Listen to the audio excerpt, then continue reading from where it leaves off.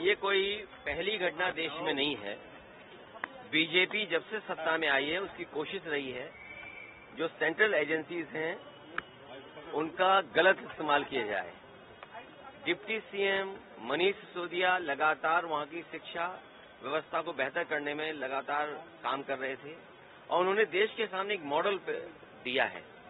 और जिस तरीके का व्यवहार भारतीय जनता पार्टी का रहा है, सरकार का रहा है, लगातार इस तरह के विपक्षी जितने भी नेता उनके खिलाफ जांचें चल रही हैं, जितनी भी संस्थाएं, चाहे इनकम टैक्स हो, चाहे ईडी हो, सीबीआई हो, ये लगाई जा रही हैं जिससे कि आने वाले लोकसभा चुनाव को प्रभावित कर सकें।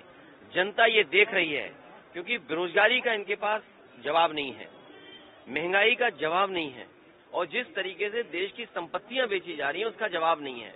आप उत्तर प्रदेश देख लीजिए, यहाँ की गवर्नर उनकी स्पीच में 4% है अनएम्प्लॉयमेंट रेट।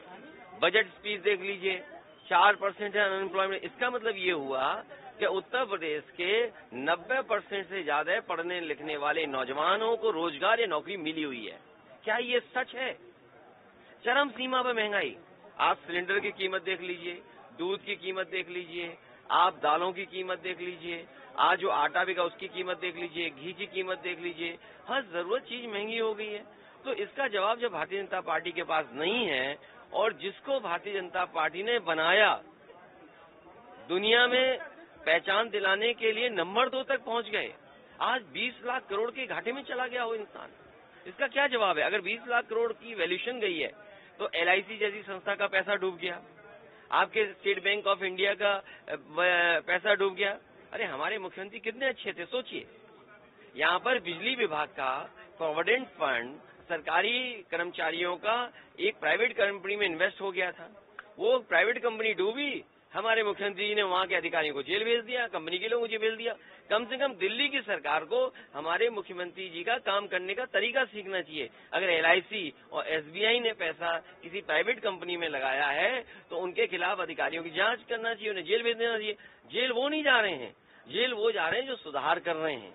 और फिर बीजेपी को ये बताना चाहिए कि मित्र की पहचान बुरे दिन में ही होती है। मित्र के साथ वो खड़े हैं कि नहीं खड़े हैं। मायावती जी ने आज एक ट्वीट किया है जिसमें कहा कि अतीक अहमद जो है समाजवादी पार्टी के प्रोटेक्ट हैं और हम तब तक अतीक अहमद की बात को मेरे पत्रकार साथियों, ये बात आप समझना कौन कौन मिला हुआ है। ये साजिश बड़ी है और यूपी का चुनाव कोई छोटा चुनाव नहीं है, ये देश का चुनाव है। इस प्रदेश ने प्रधानमंत्री दिया है, ये प्रदेश प्रधानमंत्री देता है, तो इसलिए साजिश भी बड़ी है, साजिश छोटी मोटी नहीं है। हमें तो ये पढ़ने को मिल रहा है कि बीजेपी का कोई अल्पसंख्यक प्रकोष्ठ है वो भी शामिल है और किस किस दल में आए, किस किस दल से संबंध है, आप जानकारी करिए। जब उत्तर प्रदेश में एक बाई इलेक्शन था जिसका नाम लिया जा रहा है, उसके भाई को पुलिस कहां पर बैठाई हुई थी, बनारस में।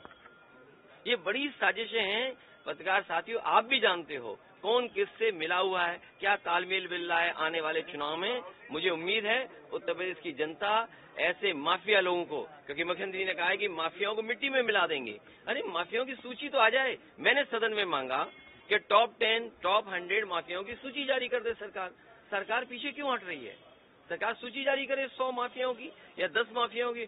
टॉप 10 माफिया, टॉप 100 माफियाओं की सूची जारी भारतीय जनता पार्टी को करना चाहिए। सुरक्षा मांगने के लिए मांग रही है? नहीं, स्वाभाविक है, सरकार से सुरक्षा देनी चाहिए सरकार को। और अगर कोई गनर लेकर के किसी की जान चली जाए तो सोचो कितनी बड़ी सुरक्षा और चाहिए होगी। गनर हो किसी के पास, 2 गनर हो, उसके बाद जान चली जाए, अधिवक्ता हो, तो सोचिए सुरक्षा की कितनी जरूरत है।